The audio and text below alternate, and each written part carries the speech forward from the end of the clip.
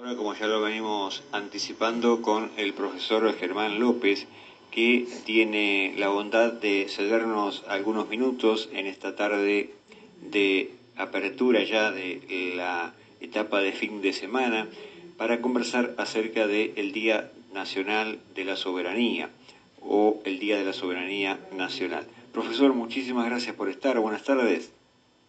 Buenas tardes, Mario. Un placer estar nuevamente en tu programa. Bueno, ¿a qué tenemos que atenernos, profe, cuando hablamos del Día de la Soberanía? ¿Cuáles son los orígenes de esta celebración o de este festejo, de esta conmemoración? Y es un gran día para recordar, Mario, ¿no? Para recordar la dignidad con que un país defendió sus intereses estratégicos, como era en ese momento el río Paraná, ¿no? Y lo sigue siendo aún hoy. Ese día es una muestra más de lo que los criollos somos capaces de hacer. Como por ejemplo, confrontar con las dos potencias más importantes de la época, Inglaterra y Francia juntas. Pocos países pudieron hacer esto, ¿no? Y no solo confrontarlas, sino también vencerlas. Claro, ¿Qué sucedió el 20 de noviembre de 1845? Sucedió que 20 barcos de guerra y 90 mercantes ingleses, como dice la canción, atiborrados de mercadería provenientes de la industria británica, a través de la prepotencia que brinda el poder imperial, intentaron por la fuerza penetrar las aguas del río Paraná para comerciar con las provincias del interior, vulnerando, por supuesto, de este modo la soberanía de la Confederación Argentina.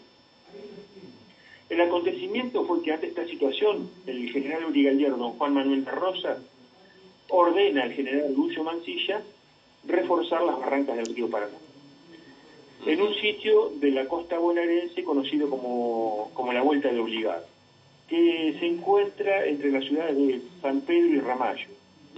Es un lugar donde el río se angosta, ¿no? Se angosta hasta los 700 metros de ancho, lo que obligaba entonces a los barcos a pasar cerca de la barranca y quedar a tiro de cañón.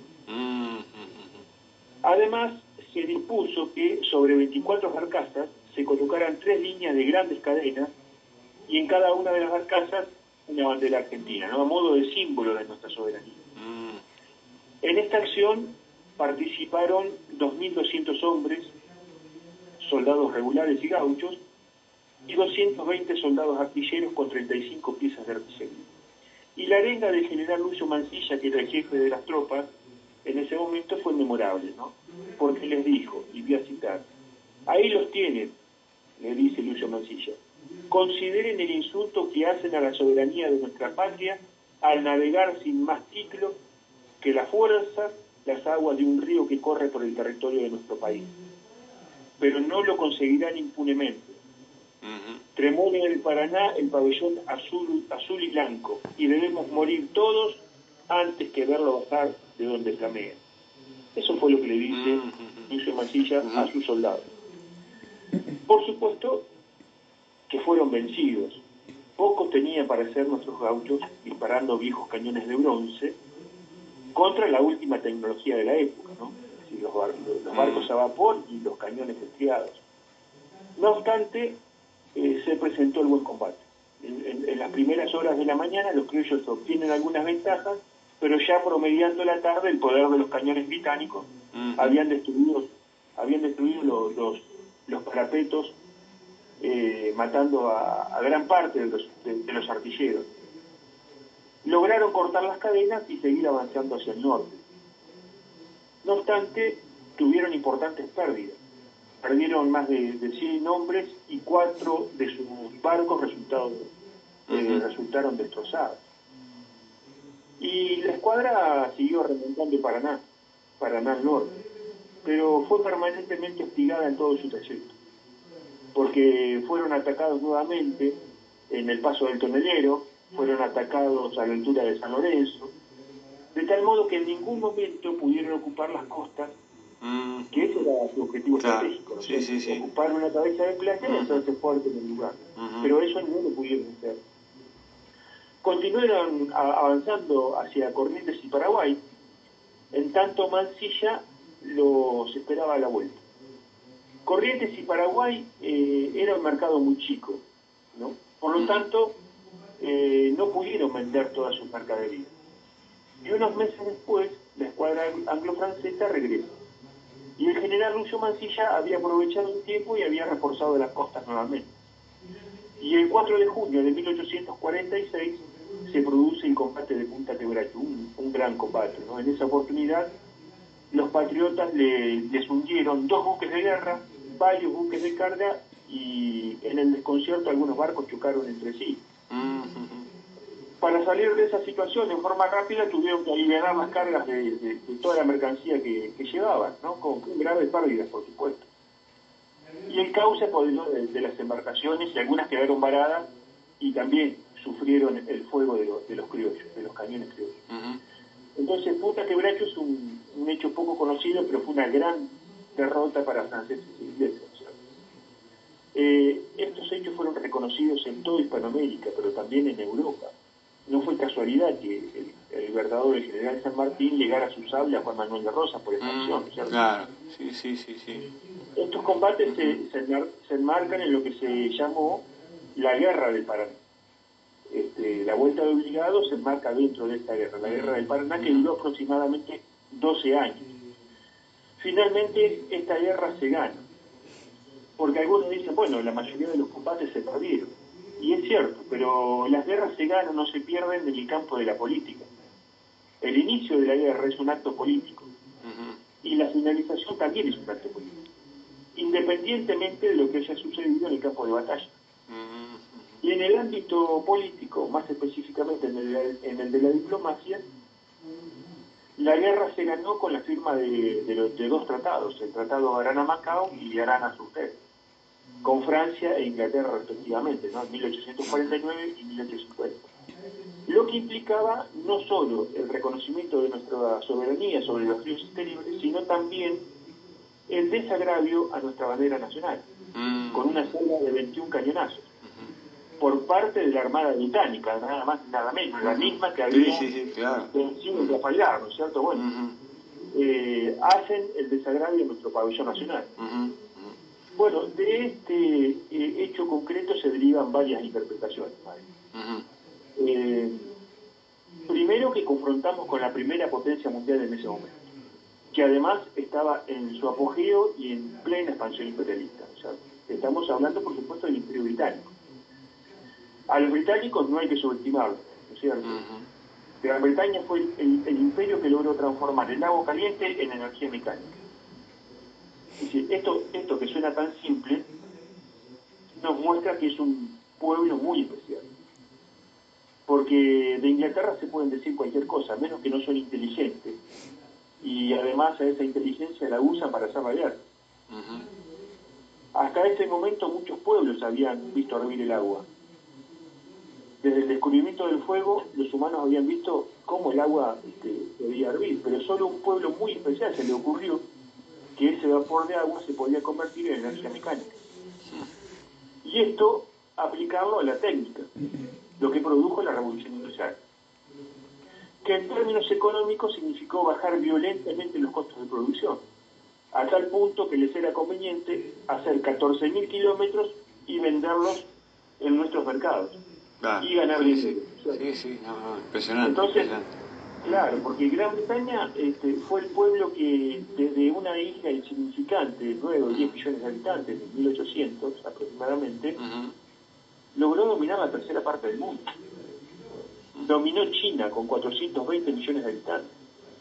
Dominó la India, 200 millones de habitantes, con nada más que 100.000 funcionarios. Dominó Canadá, Egipto, Sudáfrica, Pakistán, Irak, Israel, Palestina, Australia. Más de 90 posesiones en todo el mundo. Fue el pueblo que dominó el sistema financiero mundial durante 300 años. Todavía hoy lo sigue haciendo. Entonces, si no entendemos este orden de magnitud, no podemos comprender lo que significó la lucha de obligados. Pero tampoco podemos comprender lo que significó Malvinas.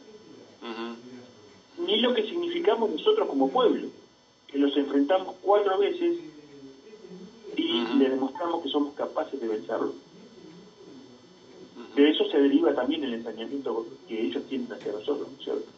Entonces, tenemos que en 1845 a los ingleses en el río Paraná, y poniendo por la fuerza el sagrado dogma británico del divino derecho a comerciar. Eso era lo que exigían. Y acá tenemos otro problema de primer orden, ¿no? En la actualidad, ¿no? Es un problema actual, que es el modelo económico a seguir. O elegimos el libre comercio y compramos mercancía importada, lo cual significa comprar trabajo extranjero, destruyendo de este modo fuentes de trabajo nacional, o adoptamos una política proteccionista que nos permita el desarrollo industrial. Y Rosas eligió esto último, y estableció en 1835 la ley de aduanas.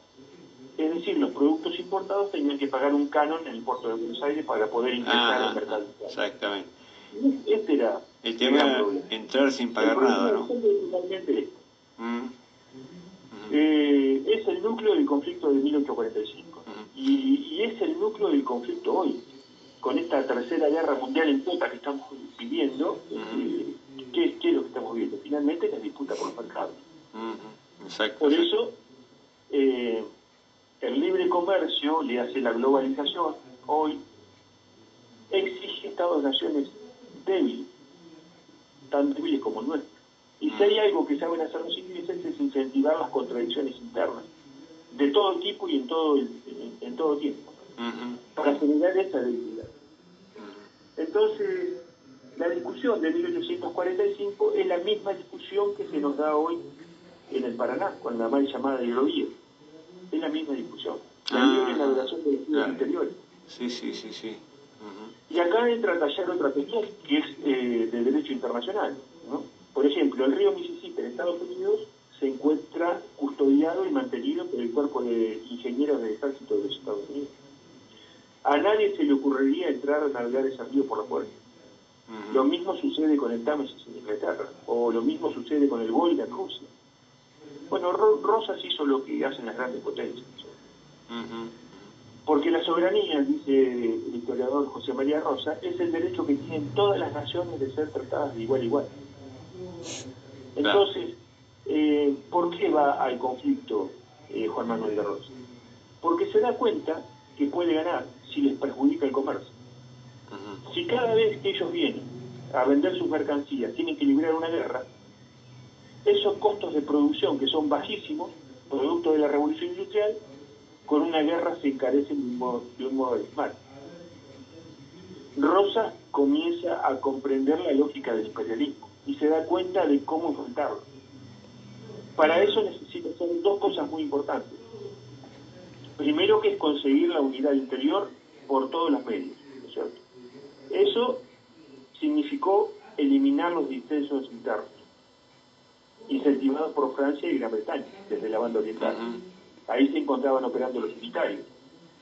El ejército del general Lavalle, el gran general, como fue Lavalle, fue el brazo armado financiado por el gobierno francés, lamentablemente.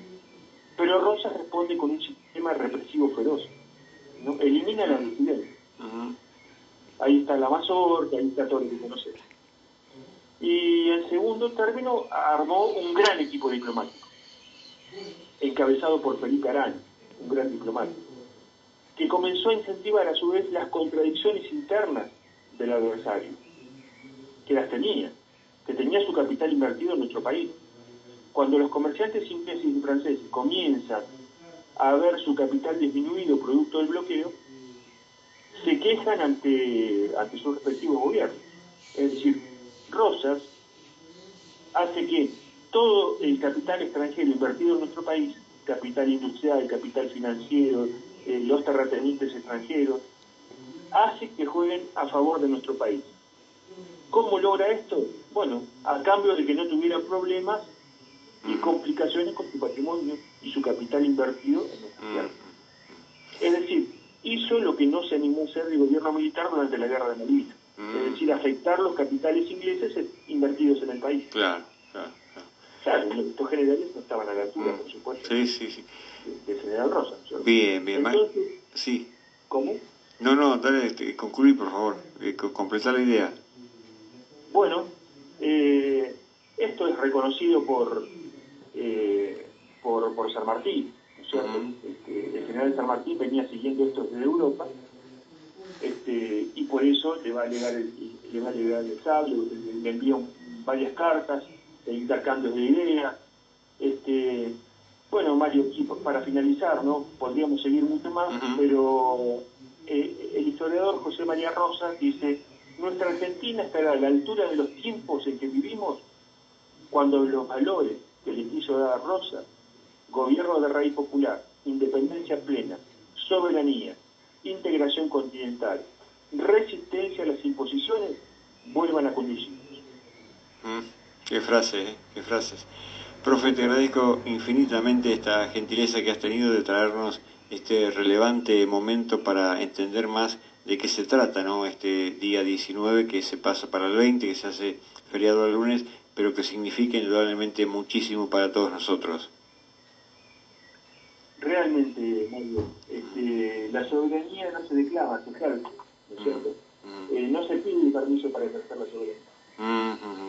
Exacto, exacto. Por lo tanto, este mito de la correlación de fuerzas, de esperar a que nos dé la correlación de fuerza, es un justificativo para no hacer nada. Exacto, exacto. Un abrazo grande. Por último, ya para finalizar, Mario, quiero recordar que hoy, 18 de noviembre de 1983, Argentina anunciaba que había logrado producir uranio enriquecido. Y celebraba con eso la soberanía energética. Bien, bien. Hoy conmemoramos ese día. Perfecto, perfecto. Muchísimas gracias, profesor. Un abrazo grande, buen fin de... Igualmente, Mario, un saludo a todos. Gracias, querido, gracias.